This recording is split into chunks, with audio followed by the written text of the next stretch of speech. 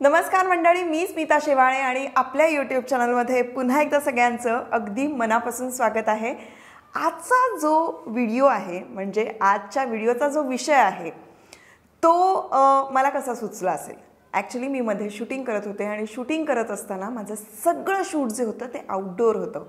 अक्षरशः प्रखर उन्हात म्हणजे 12-12:30चं जे अक्षरशः खूप असं ऊन असतं ना, त्या उन्हामध्ये मी शूटिंग करत होते आणि त्यावेळेला अर्थातच मी खूप ताण झाले। बरं, फक्त ऊन नव्हतं तर आजूबाजूला खूप माती होती, खूप वारं होतं आणि असंख्य गोष्टी होत्या। पाला-पाचोळा तो आमच्या अंगावर टाकला जायचा वगैरे आणि त्यांनी माझी स्किन खराब झाली होती, हात खराब झाले होते। आता जेव्हा आपण टॅन होतो ना तेव्हा मोस्टली माझा कुठला बॉडी पार्ट लवकर टॅन होतो तो म्हणजे हाताचा भाग जो आहे तो लवकर टॅन होतो, कारण चेहऱ्यावर ॲटलिस्ट मेकअप असतो, सनब्लॉक लावलेलं असतं। पण हाताचा जो भाग आहे त्याला आपण काही म्हणजे वाचवूच शकत नाही, त्यामुळे तो टॅन होतो। आणि मग ते टॅन झाल्यानंतर मी रोज म्हणायचे किती टॅन झाली आहे मी, किती टॅन झाली आहे मी। तर त्यावेळेला सगळे मला हसून म्हणत होते, आता काय तू व्हिडिओ बनवणार ना की हाताचं टॅन कसं घालवायचं वगैरे, त्याचा व्हिडिओ अर्थातच तू बनवणार। आणि मला खूप हसायला येत होतं की ऑफकोर्स मी जे काही करणार ते मी माझ्या चॅनलवर अर्थातच सांगणार। आणि तसंच केलं मी, म्हणजे मी माझ्या हातावरचं टॅन घालवलं। त्यासाठी मी काय रेमेडी केलेले आहेत, काय गोष्टी शोधून काढलेल्या आहेत हेच मी तुम्हाला आजच्या व्हिडिओमध्ये सांगणार आहे। त्यामुळे हा व्हिडिओ तुमच्यासाठी महत्त्वपूर्ण ठरणार आहे। ज्यांच्या हातावर टॅन आहे त्या हातावरचं टॅन कसं काढायचं, हाताचं सौंदर्य कसं वाढवायचं। हाताचा हा जो भाग आहे ना, हा भाग खूप लवकर याच्यावर रिंकल्स येतात, सुरकुत्या येतात। म्हणजे खरं तर चेहऱ्यावर फार लवकर येत नाहीत पण तेवढ्या लवकर हातावर येतात आणि याचं कारण असं असतं, हा निग्लेक्टेड भाग आहे। आपण तितकं लक्ष देऊन त्याची एक वेगळी जी शुश्रूषा करायला हवी, निगा राखायला हवी, ती आपण राखत नाही।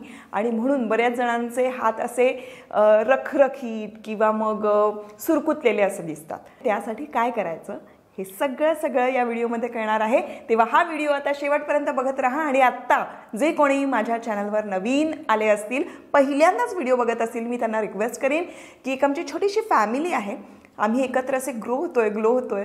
तुम्हाला सुद्धा आमच्याबरोबर ग्रो आणि ग्लो व्हायचं असेल तर चॅनल प्लीज सबस्क्राईब करून टाका, म्हणजे तुम्हीही आमच्या फॅमिलीचा भाग व्हा। चला तर मग आजच्या व्हिडिओला सुरुवात करूया।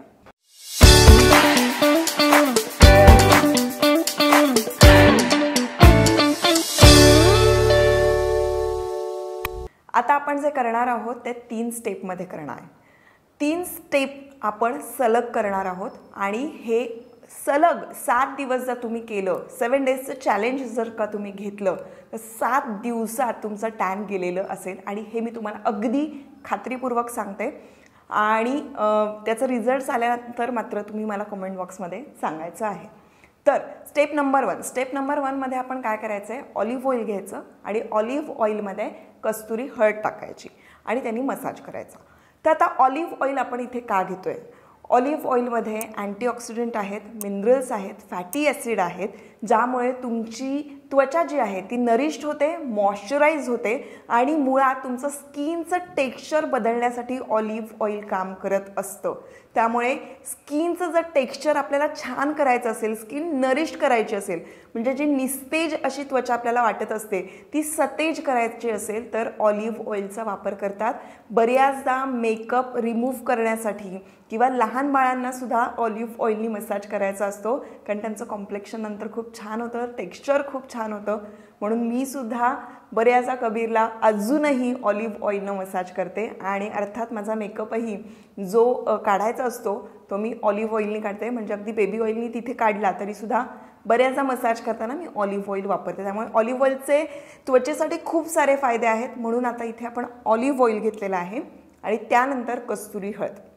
आता हळदीचे किती सारे उपयोग आहेत, अँटीसेप्टिक आहे, अँटीबॅक्टेरियल आहे आणि सगळ्यात महत्त्वाची गोष्ट म्हणजे हळदीमुळे आपल्या स्किनचं जे कॉम्प्लेक्शन आहे ते ब्राईट व्हायला मदत होतं।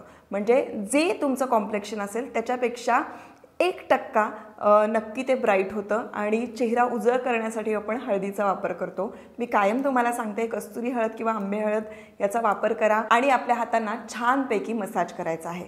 खूप वेळ घ्या, आणि मसाज करा। तुम्हाला हे सगळं करायला जेव्हा वेळ मिळत असेल तो वेळ दिवसातला काढून ठेवा।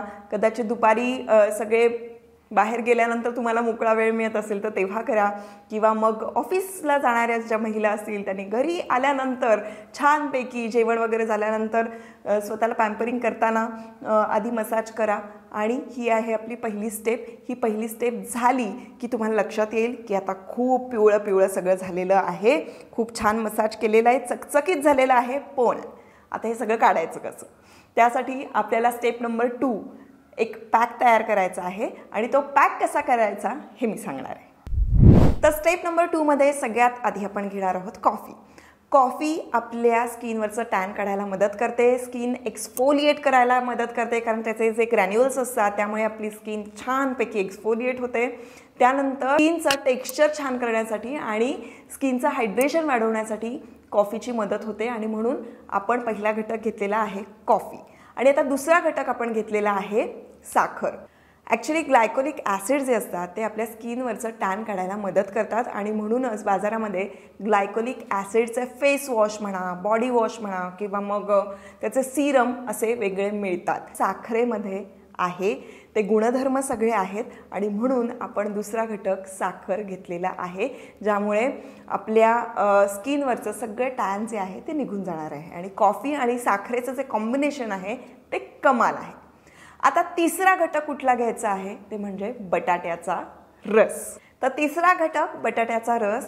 तुमची सन डॅमेज स्किन असेल, म्हणजे सनबर्न असेल, किंवा सनमुळे जे काय आपल्या स्किनला, त्वचेला जे काय हार्म झालेलं असेल तर ते कम्प्लिटली रिपेअर करण्यासाठी आणि नॅचरली तुमची स्किन आहे ती ब्लीच करण्यासाठी एक अतिशय महत्त्वाचा पदार्थ जो की आपल्या स्वयंपाकघरात असतो तो म्हणजे बटाटा। बटाट्याच्या रसामध्ये नॅचरल ब्लीचिंग प्रॉपर्टीज आहेत, म्हणून आपण इथे बटाट्याचा रस घेतो आहोत।